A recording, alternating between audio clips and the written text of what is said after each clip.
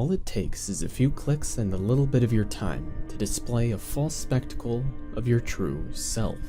A mere portion of one's true self can be all that's to be shown. As to say, people will more oftentimes than not choose to only show what they prefer to show based on their likenesses of who they believe to be their ideal selves. On the internet, we can choose who we want to be, and many people express their ability to choose through the use of a false identity. If you talk to someone through text, they can precisely decide what they want to say. Who we choose to be relies on our inside personality. What's conveyed to be true through the use of a premeditated reality is what we know as an identity. The fact of being is identity. Who am I to you? Am I exactly who I display in my videos? Or do you have to get to know me before you can understand my true intentions when writing in the specific style that I do? While some of you may communicate with me on a regular basis, do you know me? Excluding the people that are meticulously open about themselves, there are oftentimes a very few amount of people that truly know who someone is, and sometimes it's not even their own family. Someone can remain a simple first impression for years before getting to really know someone. But does a first impression truly tell you who someone is? Well, that's all up to their initially displayed identity. Who we are on the internet almost entirely consists of a first impression, and who we are in that first glance may oftentimes be a shadow of reality.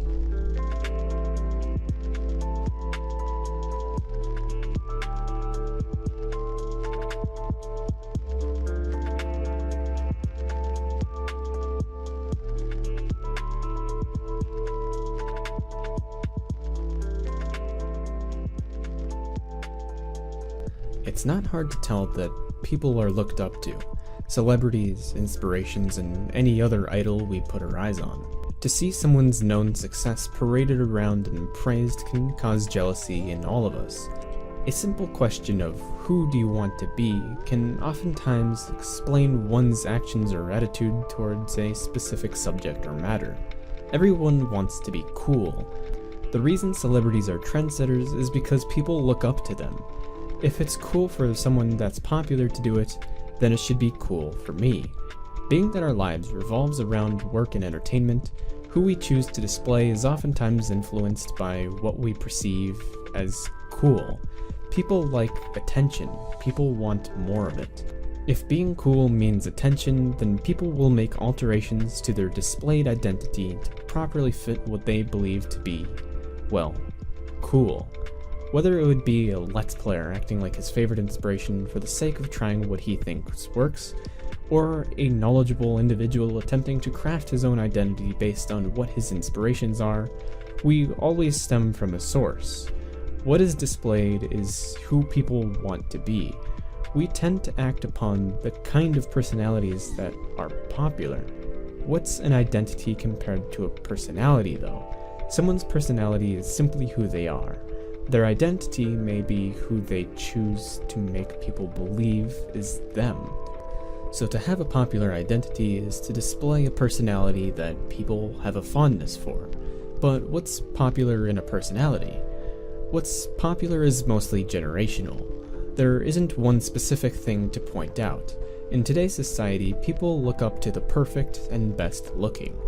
Part of this is the display of emotion. At one point, there was a considerable amount of talk on YouTube about forced emotion, most notably forced happiness. There was a real question of, are people really as happy as they display in their videos? And the answer appeared to mostly be no. Forcing emotion is part of the act, the displayed identity. This kind of attitude can even leave people worse off than they began. Forcing yourself to be happy all the time, every day, in every vlog isn't a sign of mental health, it's a sign of a fake personality. People get sad, people get bored, people have lives outside of happiness and fun. But that's not always what people want to see. Lots of people go on YouTube as a basic entertainment form. They don't always feel like hearing about someone's real-life stress and work overload. The idea is that people force emotion because it's the popular thing to do. Not only that, but it makes themselves out to be better off than they truly are. Again, showing that who we display isn't always accurate to reality. It doesn't stop with emotion though. Have you ever heard the term pandering thrown around? It's the expression of ideals to please a specific group of people, despite your true opinion on the subject. Also, that's not the definition, that's simply how the word is used. Changing your own opinion on something for someone else is pandering. And let's not forget that our opinions have a large contribution to our identity or personality. Many people are known based on their opinions alone. So to say that pandering affects our displayed identity would be entirely correct. The lack of controversial opinions may show someone to be pandering.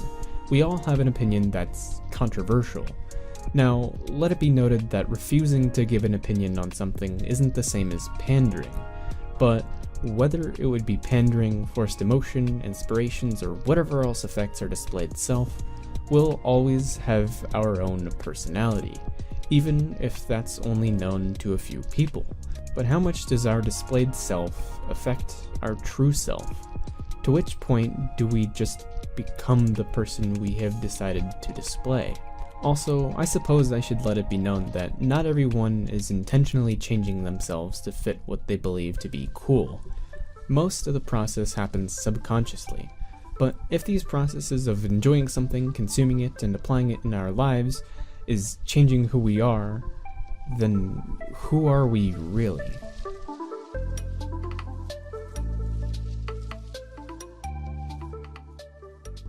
Openness is the display of personality. Being able to tell someone the literal processes and thoughts of our brain is what we determine as our true selves. There is the opinion that we put forth in public, and there is what we really think of something. The characteristics that make up our personality can sometimes be held back under the idea of possible backlash. Who we display is our identity. Who we are is our personality. Influence doesn't exclusively affect our identity though. It also affects our personality. The change of someone's personality is a normal occurrence. If you haven't noticed, toddlers all seem to have the lack of a personality. They all act basically the same way. Who we are is determined by our experiences, our training, and the people we know. A personality isn't just given to us, it's grown over time, as we do. Each new experience, thought, or learning of something all adds to our already existing personality, developing someone truly unique to them alone. Ever wonder why so many kids in school are alike in terms of attitude and personality? Them all being around in a similar environment with common goals will produce like minds. It's the same way at work or even on YouTube. People subscribe to what they want to see, not channels with opposing opinions, therefore a meeting place of like-minded people. What we enjoy in media will be a hard cause of personality. Some have taken that statement to the extreme, claiming that violent video games will make us violent people, which is not entirely wrong, but it also doesn't mean that we are necessarily going to go out on the street and kill someone. It doesn't make us psychopaths, but it may have a slight effect on our personality, the same way all things in media do. If someone can drive an opinion into your brain, they can work off your personality. We see this in things like confirmation bias. The extent of things that affects our personality is too great to list. Each individual day has some sort of minuscule lasting effect on our overall personality. The phrase, "you learn something new every day," applies very well with my explanation. There is a phenomenon that I call a contagious personality. The idea is that the content some other person consumes and proceeds to tell you about affects you in its own right. To put it simply, other people affect who you are. It's pretty well known that if you hang around intelligent people, you yourself will increase in intelligence. This is caused because having a civil discussion about something with someone that really knows what they're talking about can give you more insight or a new perspective on a topic. It confronts you with more intelligent logic. This is one example. If you hang around dumb people, you'll most likely make dumb decisions. It all sums up with the idea that the people we talk to will affect our personality just as much as the content we consume, the job we may or may not work at, some random stranger on the street, and every other little bit about us. With all these things combined, we are who we are. And that's not always how people see us. What people see us do or hear us say forms their idea of who we are. You may have had a friend at one point who will act totally different around a different group of people. Who you believe that person to be may be entirely different from what someone else believes that person to be. But who are they in reality? Well, there is a chance that someone you know may be acting upon a fake personality. But for which reason would someone choose to do that? Well, it may be to maintain a sense of so-called coolness. If they want people to like them, they have a better chance of people liking them if they simply pander to who these people are, changing their opinions, actions, or attitude. Displaying someone true to ourselves is always the most ideal course of action. You'll be happier to have one really good friend than 10 okay ones. But is there a reason to look down upon someone for having an alternate personality? It's hard to say. Being someone other than yourself is living a lie. If someone were to find out that you act different on a normal basis, they may have a lack of trust. Having a fake personality is a lot of the time caused from people being scared of criticism. Is who you are outside of the norm? Does your opinions collide with a friend's? Is any part of who you are open to criticism? It all runs back to the fear that who you are may trigger a repulsive reaction from someone. It's the conflict of opposite personalities. How we react and treat other people is likely defined by our own tastes.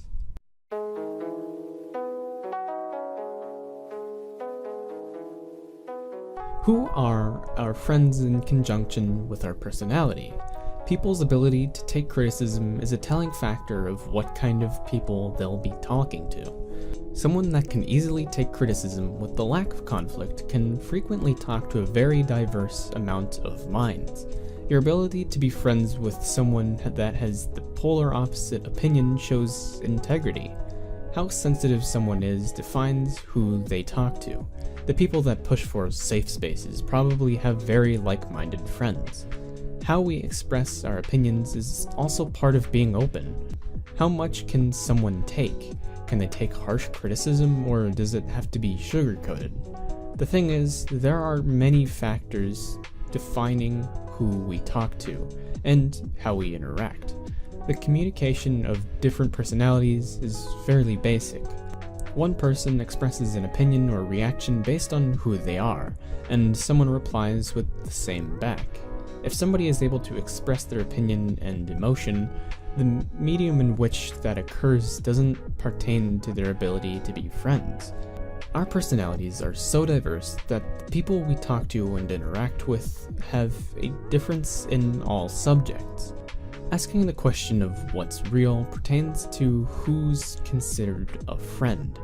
Despite how clearly we interact online, some people tend to believe that everyone online is fake, or to simply say it's not real. I had a conversation with a particular individual and a few others about what's really considered real in terms of online friends and relationships. And this person is almost certainly watching this video right now, so hi, no harm intended. But the question at hand is everyone fake? Who can we trust? And are the people we talk to online real? Creating our perception of who someone isn't affected by the medium in which it occurs. If I tell you that I think you aren't ugly online, how is that any different from me telling you that I think you aren't ugly in real life? The same information is conveyed and the same emotional and opinionated reaction would occur. It goes down to how we communicate. Our physical presence isn't needed when creating a purely emotional bond. The idea that people can be fake online doesn't mean that people always are. It is true that you will mostly consist of a first impression online. But after getting to know someone, it gets much harder for them to be lying about who they are. I guarantee you can't come up with an entirely different life in your head without at least one inconsistency. But it boils down to this. Knowing someone online is simply the same as knowing someone in real life. If a friendship is purely how our identities and personalities react to one another, then that's to say that it's all mental, which it is. A friend consists of our opinion on someone based on our own personality, which is mental, not physical. I'm not discrediting the people that lead other people into a false sense of friendship though, or in other cases, getting catfished. People that give into the fake personalities are probably not very held back with trust. It's not a good idea to simply trust anyone you meet. Get to know them, then trust them, not the other way around. But how can we trust someone?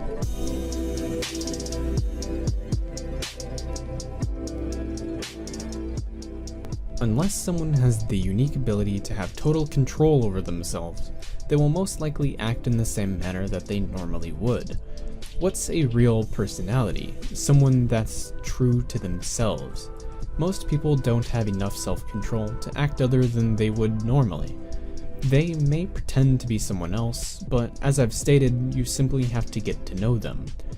What we perceive as reality in someone is based on trust.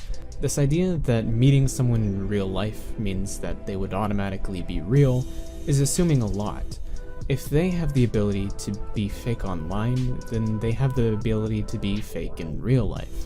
I should make it clear that I'm not talking about communication through text. If you base your entire friendship on purely text, then you deserve to meet someone that's fake. As I've stated, talking through text can be planned, their reactions can be staged, and who we believe them to be can be false. So what is a real personality?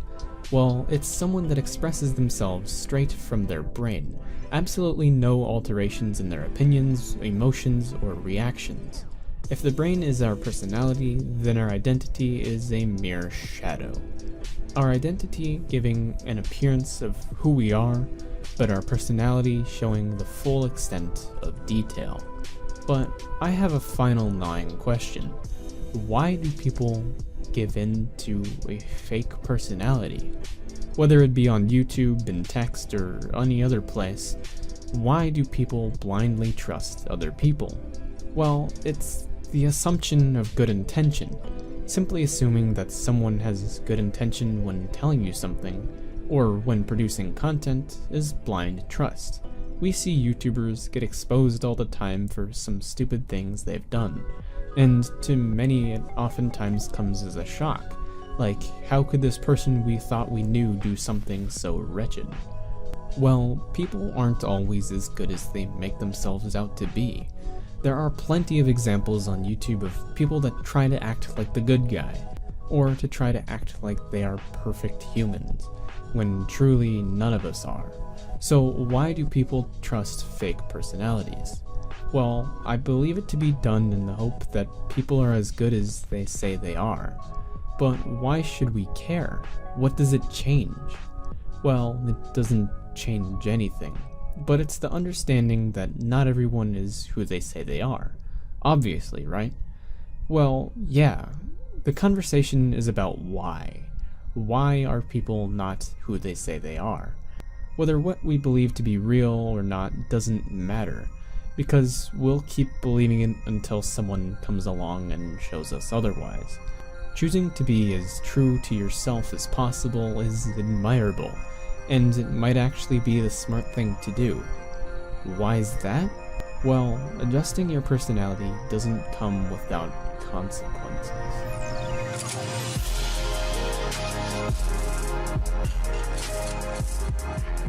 To display someone other than your true self comes with its own mental complications. At the most basic level, it would simply make us question our actions. Alongside that, the breaking of possible moral beliefs in the light of fitting in can cause great regret or self-loathing. And even further, it can cross our opinions with each other, making us question the reality of our thoughts. Go one step beyond even that, the question of who we truly are or have become can put your brain into steady insanity. And finally, the act of living a second life, feeling departed from your true self, acting as though you are more than one person, or to be known as split personality disorder. Only extreme cases would entitle such things to happen, but the most common is regret of actions and confusion of belief. Who am I? Ask yourself this, and we'll see if you can literally answer that question. I'm not asking who you are to other people, I'm asking who you are to you. Do you have a proper understanding of what you want in life, how you should think, and if you are mentally stable? Little things can go long ways. Choosing to be someone that you aren't can lead down a confusing mental path. How are you affected mentally, whether it be by personality, identity, or overall outlook on life? Getting a proper understanding of yourself is the first step in self-control and mental strength. Ask yourself this: is what you do out of reaction or out of thought? If you have the idea to do or say something, a strong mind would do that in the knowledge of doing just that. A weak mind would only do it in the sense of reaction, and I think that's part of it. I keep referring to people trying to fit in or changing their personalities because they want to be cool. So here are my final thoughts on the topic.